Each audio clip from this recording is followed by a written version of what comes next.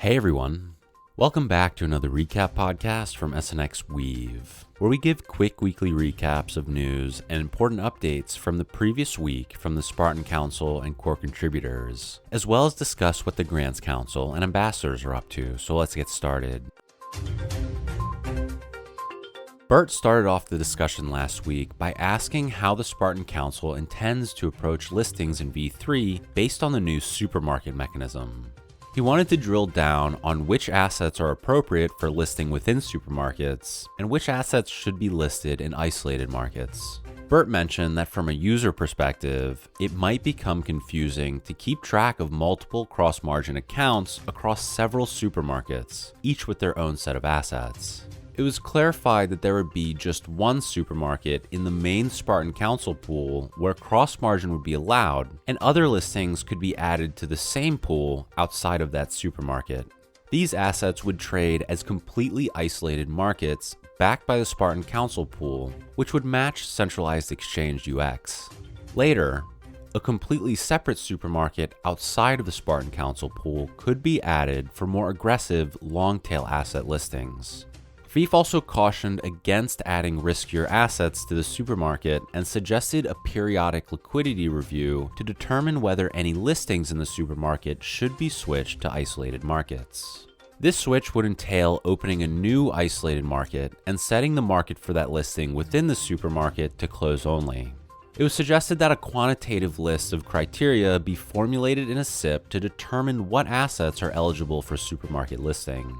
Kane also brought up the possibility of creating a liquidity monitoring dashboard that would allow the Spartan Council to stay up to date on the market conditions. Next up, there were several SIP presentations last week, so let's briefly review each of them.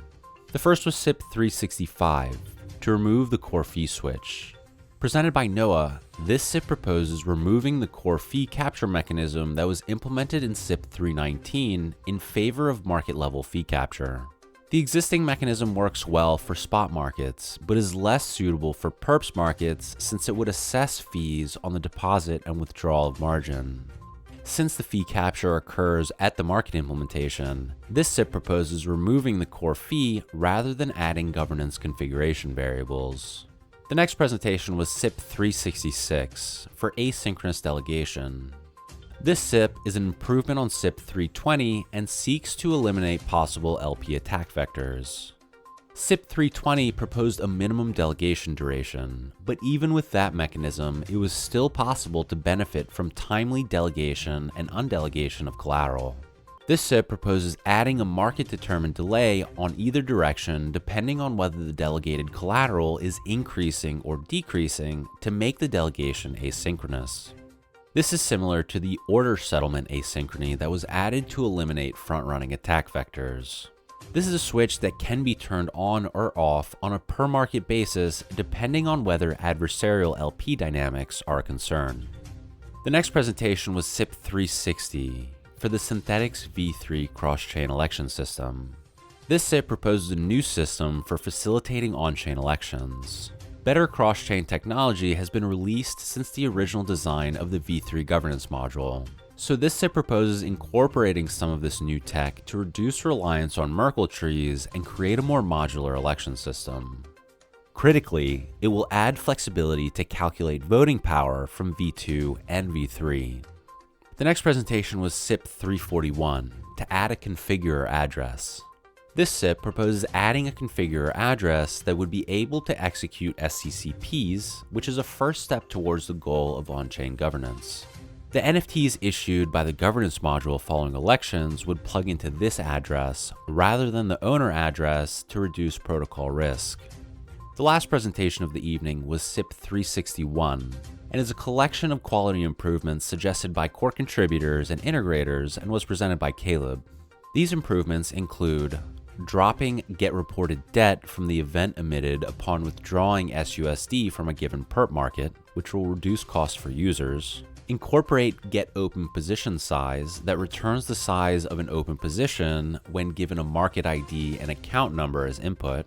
Emit an event when an account is flagged for liquidation. This fix was requested by Quenta, so they have documentation of when users are liquidated. Incorporate a view function that returns the settlement keeping cost plus the settlement reward. This improvement was requested by Polynomial for reporting in their UI. Require a strict staleness tolerance on margin withdrawal, which requires price freshness of 30 seconds or less. Incorporate a required margin for orders when given an execution price. This is required for limit orders and was requested by Quenta.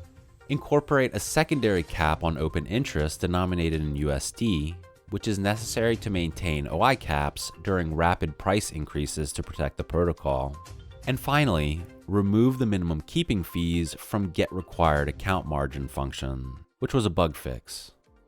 And that's it for today's updates. Be sure to check out our weekly recap blog post, share this podcast link, and let us know what you think and what you'd like to hear more about from SNXweave. Thanks for listening.